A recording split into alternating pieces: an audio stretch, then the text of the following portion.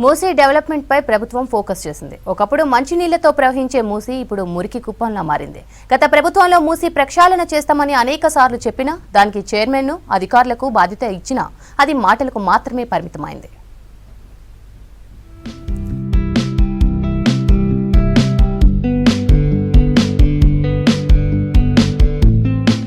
మూసీ నదిపై ప్రత్యేక దృష్టి పెట్టింది కాంగ్రెస్ సర్కార్. గుజరాత్ అహ్మదాబాద్ లోని సబర్మతి నది తరహాలో మూసీ నది పరివాహిక ప్రాంతాన్ని తీర్చిదిద్దాలని చర్యలు చేపట్టింది. ఇటీవలే మూసీ నది సుందరీకరణపై ఉన్నతాధికారులతో ప్రత్యేక సమీక్ష చేసిన సీఎం రేవంత్ రెడ్డి అభివృద్ధిపై లక్ష్యాలను నిర్దేశించారు. అందులో భాగంగా Musi river front development corporation director అమ్రాపాలిని అహ్మదాబాద్ కు వెళ్లారు. అక్కడ సబర్మతి నది తీర ప్రాంతంలో అక్కడి ప్రభుత్వం చేసిన అభివృద్ధి పనులు, తీసుకున్న చర్యలపై అధ్యయనం చేయనున్నారు.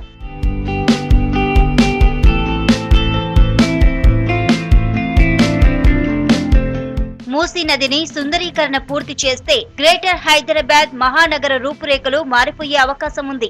దీంతో ఈ ప్రాజెక్టును 36 నెలల్లో పూర్తి చేయాలని లక్ష్యాన్ని పెట్టుకుంది ప్రభుత్వం. పీపీపీ పద్ధతిలో నదిని అభివృద్ధి చేసేలా అవసరమైన ప్రణాళికలు సిద్ధం చేసుకోవాలని అధికారులను ఆదేశించారు సీఎం రేవంత్ రెడ్డి.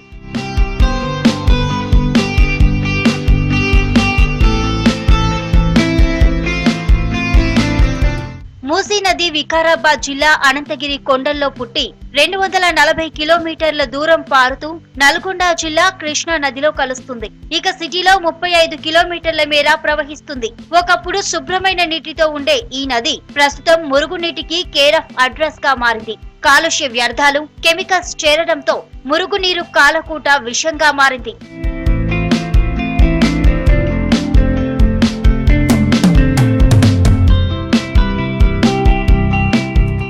సిటీ శివారు ప్రాంతాలైన రాజేంద్ర నగర్, నార్సింగి పరిసర ప్రాంతాల్లో స్వచ్ఛంగా ఉండే మూసీ నగరం నడిబొడ్డుకు రాగానే మురికి కూపంగా మారిపోతుంది.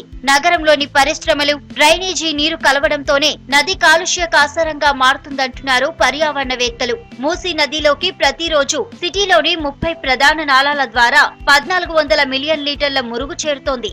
అత్తాపూర్, అంబర్పేట్, నాగోల్, నల్లచెరువు ప్రాంతాల్లో ఉన్న సివరేజ్ ట్రీట్మెంట్ ప్లాంట్ల ద్వారా కేవలం 650 మిలియన్ల లీటర్ల డ్రైనేజీ నీరు మాత్రమే క్లీన్ అవుతోంది.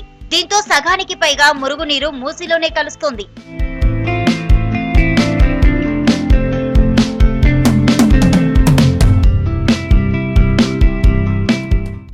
2014లో అధికారంలోకి వచ్చిన బీఆర్ఎస్ ప్రభుత్వం మూసీ నది నీళ్లు తాగేలా చేస్తామని చెప్పిన హామీలకే పరిమితమైంది. 2 ఆర్థిక సంవత్సరాల్లో నది సుందరీకరణకు నిధులు కేటాయించినా ₹1 కూడా ఖర్చు చేయలేదని అధికారిక లెక్కలు చెబుతున్నాయి. ఉద్యోగుల జీతాలు, డ్రోన్ సర్వేకు మాత్రం 4 కోట్లు ఖర్చు చేసింది అప్పటి బీఆర్ఎస్ ప్రభుత్వం.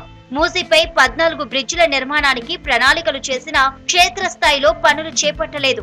ఇక ఇప్పుడు రాష్ట్రంలో అధికారంలోకి వచ్చిన కాంగ్రెస్ ప్రభుత్వం మూసీ సుందరీకరణపై ప్రత్యేక దృష్టి పెట్టింది.